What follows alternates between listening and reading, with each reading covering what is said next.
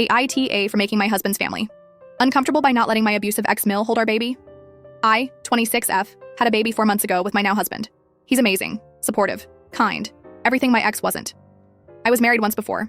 It was short and brutal. My ex was emotionally distant, sometimes cruel, but the real damage came from his mother, my former mother-in-law. She controlled everything. When I got pregnant, she started micromanaging my entire life. What I ate, what I wore, how much weight I gained. She'd make comments like, "You're not eating for two, you're feeding a future athlete." She once threw away an entire dinner I made and replaced it with plain chicken and steamed broccoli. At 6 months pregnant, I overheard her on the phone saying, "She's getting too big. That baby's going to come out lazy if we don't fix this." I felt like a vessel, not a person, just a container for her legacy. When the marriage ended, I cut contact completely. No calls, no explanations, just silence. And I never looked back.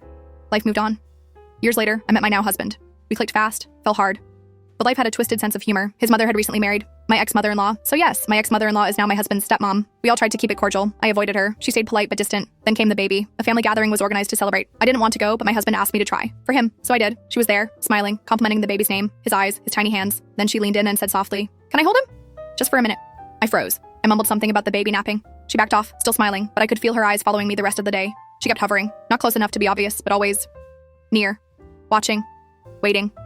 It felt like being back in her house again. Except this time, the life she wanted control over wasn't mine. It was my son's. Near the end of the gathering, people were taking photos. The usual, family in clusters, babies being passed around, laughter that felt slightly forced.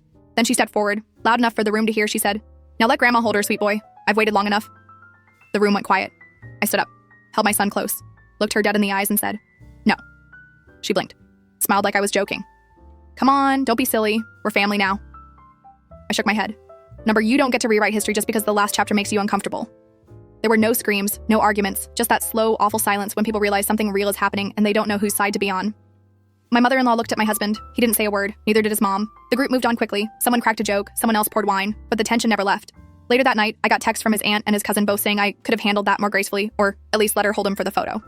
But I didn't respond, because I wasn't angry. I was done. Since then, I've made it clear. She doesn't get to be alone with my child. She doesn't hold him, she doesn't touch him. She can be in the same room if she's polite, but that's where it ends. My husband supports me, quietly. He doesn't talk about it much, but he's never pushed back. And me, I sleep better now. Not because I got revenge, but because I drew a line no one gets to cross again. So, AITA, info. I didn't tell anyone what she said to me during my first pregnancy. Not back then, not even now. But I remember every word, every glance, every time she made me feel like I didn't deserve to be a mother. So no, I won't let her try again. Not with my child.